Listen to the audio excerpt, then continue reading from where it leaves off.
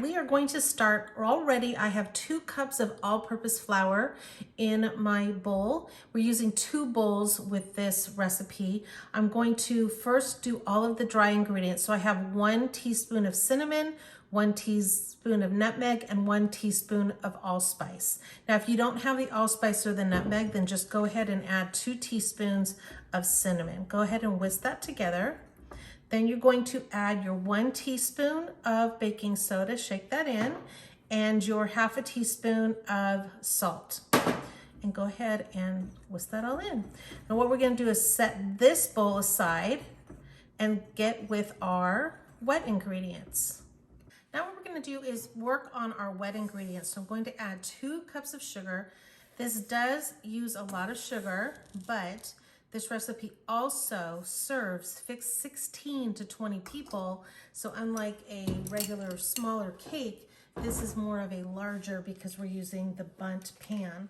I'm going to add 2 sticks of softened butter, and softened butter is butter that's been left out long enough that it is, you can cream it. You can see right here how I'm able to cream the sugar.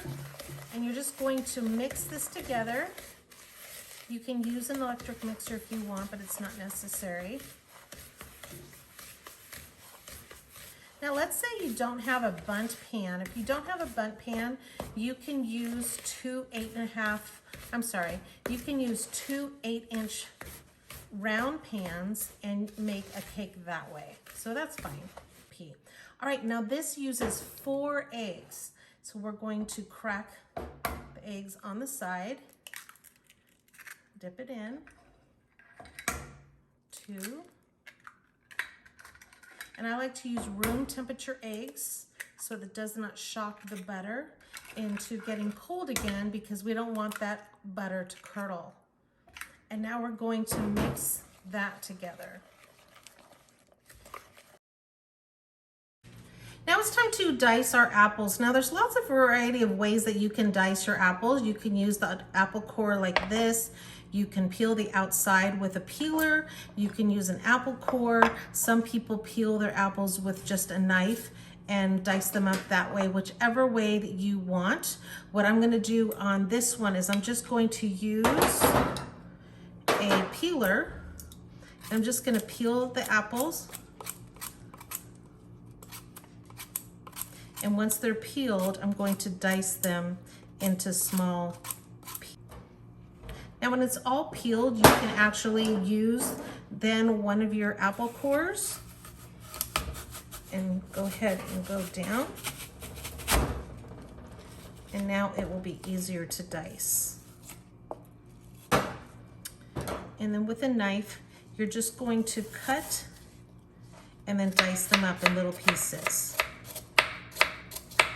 You want them to be a little bit about the size of this, because you want them to bake in with the cake, and you want to have that chunky apple when you bite into the cake. It's just absolutely delicious.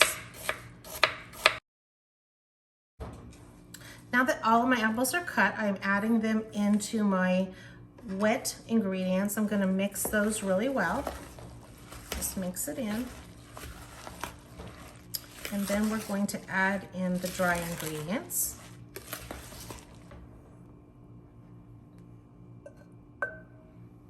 And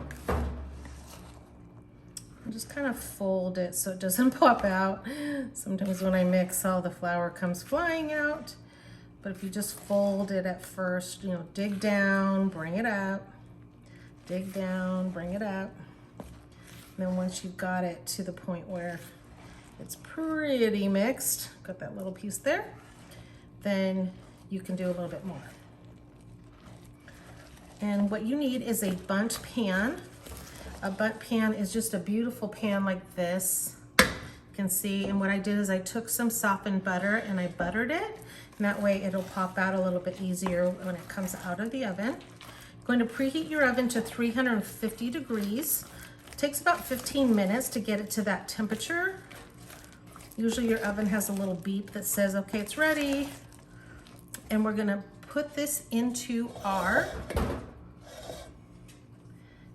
pan. I like to scoop out so that it doesn't go into that hole in the middle.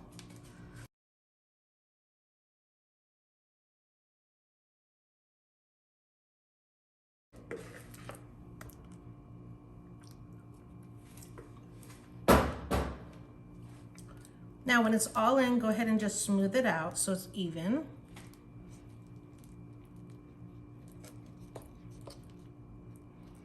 It takes about 55 minutes for it to bake all the way through. Use your cake tester to actually put in the middle, and if it, like right in here, at about 55 minutes, and if it comes out clean, that means the cake has been baked. All right, into the oven.